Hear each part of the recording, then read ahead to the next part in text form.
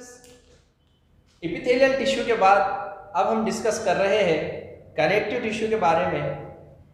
As the name indicate, हमने epithelial tissue के बारे में जो डिस्कशन किया था, हमें ऐसा मालूम हुआ था कि एपिथेलियल टिश्यू ये हमारे स्किन के सरफेसेस बनाते हैं, ऑर्गन्स के सरफेसेस बनाते हैं। कोई भी स्ट्रक्चर के सरफेस पे जो यूजुअली जो टिश्यू प्रेजेंट होते हैं बच्चों, उसे हम एपिथेलियल टिश्यू ऐसा कहते हैं।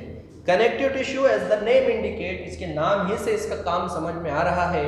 कनेक्टिव टिश्यू ये कोई भी चीज़ को कनेक्ट करने के लिए, जोड़ने के लिए हेल्प करेंगे। ठीक है, कनेक्टिव टिश्यू की एग्जांपल ऐसे ही है जैसे हम जो बिल्डिंग बनाते हैं उसमें हम सीमेंट यूज करते हैं। ये सीमेंट क्या करता है, कोई भी पर्टिकुलर स्ट्रक्चर को, जैसा कि आपके ईंट है और जो दूसरे स्ट्रक्चर्स यूज करते हैं, स्टोन्स वगैरह यूज करते हैं, खड़ी यूज करते हैं, उसको बाइंड करने के लिए जो एज अ बाइंडर्स यूज करते हैं हम, वो सीमेंट होता है। बिल्कुल उसी तरीके से कनेक्टिव टिश्यू भी हमारे बॉडी में बहुत सारे चीज़ों को एक दूसरे से बाइंड करने के लिए हेल्प करेगा। कनेक्टिव टिश्यू के मैंने यहाँ पर 3 अलग अलग क्लासेस किया, उसके सब क्लासेस भी है, उसको वन बाय वन हम समझने की कोशिश करेंगे। साइमल्टेनियसली आपके बुक के डायग्राम में, सेलिना पब्लिकेशंस के डायग्राम्स भी मैंने यहाँ पर मेंशन किया है। ठीक है, कनेक्टिव टिश्यू प्रॉपर में 3 टाइप है, areolar connective tissue, adipose connective tissue और fibrous connective tissue.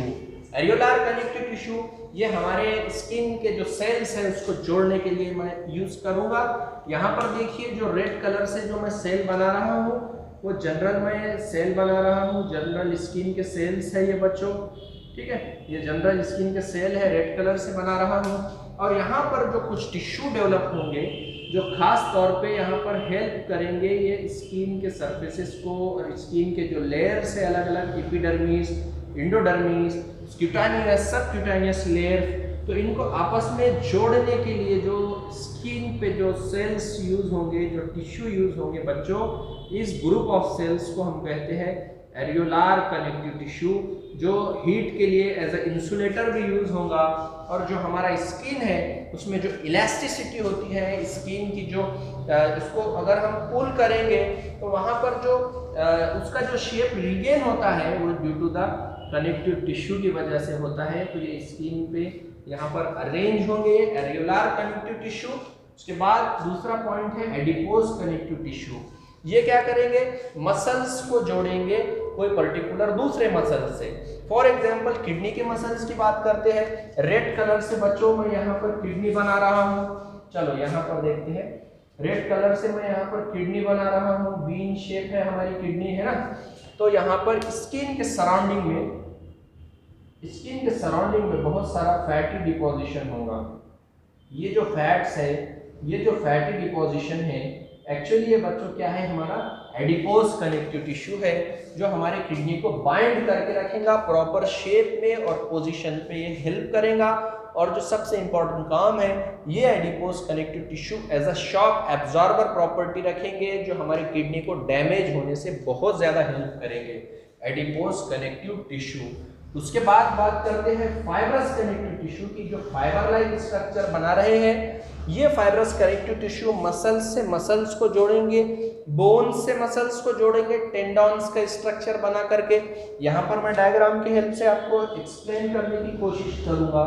Red colour से देखिए मैंने यहाँ पर बोन्स बना दिया, हड्डी बना दिया, बोन्स बना दिया। ठीक है, ये जो बोन्स है, बोन्स के साथ मैंने रेड कलर से कुछ मस्कुलेचर्स बनाया, मसल्स का स्ट्रक्चर बनाया। ये रेड कलर से मैंने बच्चों यहाँ मसल्स बनाया हूँ, जो हमारे बोन्स के पास मसल्स होते हैं, उन मसल्स को यहाँ पर मैंने रेड कलर से बनाया हूँ।